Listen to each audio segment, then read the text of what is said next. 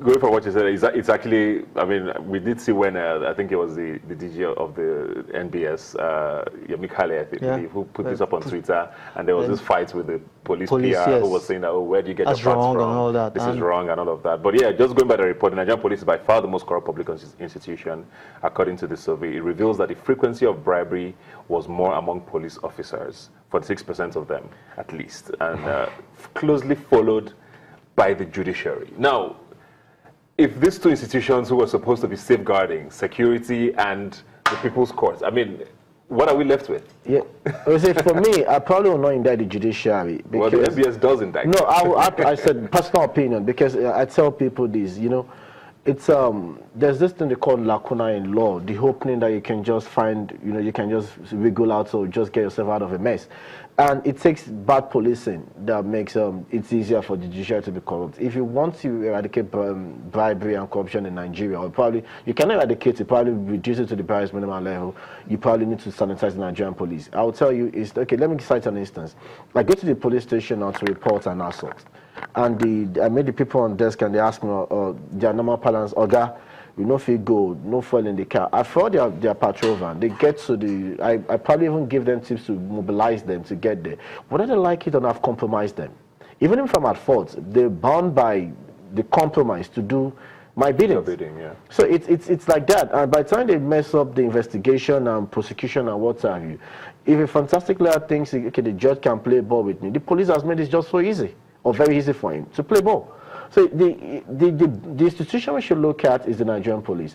I followed, let's say judiciary, but another institution I found where I think is even more corrupt than the judiciary is the Nigerian Immigration Service. Those guys are fantastically, magnificently corrupt.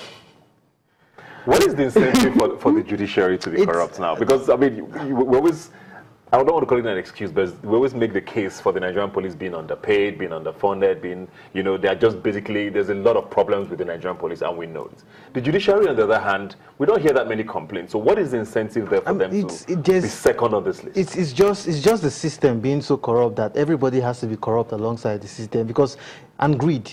There's no other reason why a judge or somebody in the judiciary should be corrupt, to be honest. There's no reason at all. Salary is great, from what we hear. I mean, you guys are paid well, you guys are respected in society, and then you guys are part of the wheel of this whole corruption. There's no incentive, there's no reason, there's no justification. I mean, these guys are the third arm of government, for God's sake. So if the executive is corrupt, if the legislature is corrupt, how can the judiciary be corrupt as well? How? Are they also supposed to try this policeman? And once you should be able to report to and say, this policeman bribed me or something, this policeman compelled me to pay a bribe, and then they try that guy. But because they don't have moral standing to do that, they can't even do it. Yeah. And it's just sad. I think to me it is laughable if you could say, or if you assume, or probably want to like speculate that the executive is called, the legislature is called, and you want the judiciary to be saint. It's laughable. But I'll tell you, it's a yin-yang situation. I know, but for me, you see, it's this simple. The judiciary are probably indulging in this thing because everybody wants to make extra money. And an average human being is greedy. An average human being wants more. I'm not saying that's an excuse to be indulged or to be involved in bribing. But I find that in the case of the judiciary, I'm not making case for them, but they are being paid extra funds, or they are making extra funds doing their job. Because it's what you bring to the judiciary. Don't call it funds when it's bribing. No, I'm coming, because it's what you bring to the judiciary that they will decide upon. So if the police has been compromised and brings bad case, so what then is the criteria for being a judge, right? Impartiality. So let me finish. This is not. I mean, let's be realistic here. Yeah, I know. Forget the fact that okay, we're laughing and we know corruption is an issue in Nigeria, but ideally, speaking, you're a judge, right? You decide the fate of human beings. You are supposed to be impartial. If someone brings money to you, why are you taking it? Because you need extra funds. No, it's wrong. But don't get me wrong. It's wrong. But now, I'll cite an instance to you. You see, that there are people say if you go to the court, they say they start so blindfolded and what have you, with a sword. And they tell you it's better for a judge to let a guilty man walk than send an innocent man to jail. That means you have to prove your case beyond reasonable doubt.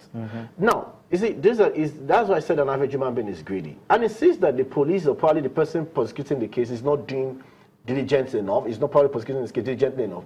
It's enough for him to now exhibit his greed. I'm not saying it's an excuse.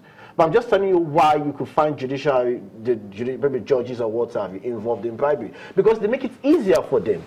if the police comes with watertight case, if the prosecution comes with watertight case, if the defense or the plaintiff counsel come with watertight case, the judiciary will have no other choice than to judge the matter based on the facts before it. But that's not what happens. But it's not necessarily about the other agencies. No, it's how you put why your case. I have an issue with this is you're saying the judge, for the judges to do their job, the police have to do their job first. No, I don't agree to that. Every agency should be independent. As far as all agencies are independent, all of them should function, whether the other person functions or not. Yeah, there's reasonable cost, but then the truth is this: the policemen are highly underpaid. So if one wants to collect 20 naira or 15 naira from me, I can understand that he's broke. That's why he wants to. But what's the excuse of a judge? You see, I think you know what, we'll take a break, because this conversation is definitely going to be very interesting. I will come back and talk a lot more about it, and even talk about all of the agencies, because I was just reading through here. It says other public agencies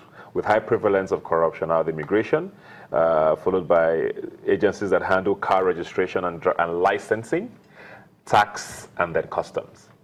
Okay, we'll take a quick break and be right back. Please stay with us. So let's dance now, it is my turn. Just want to